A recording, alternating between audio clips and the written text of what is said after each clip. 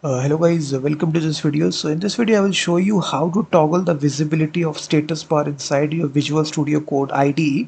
So status bar basically shows at the bottom side, as you can see, all these useful informations show.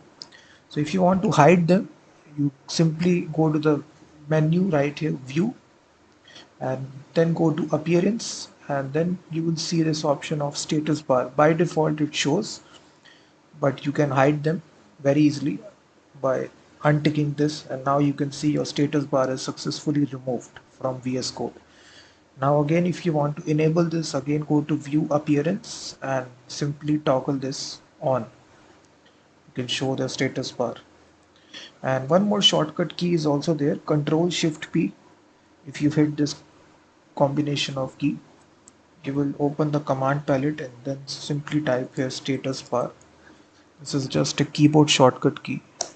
You can toggle the visibility from there as well. So this is a short little tutorial on how to show the status bar in VS Code. You can go to appearance and like this, you can do this.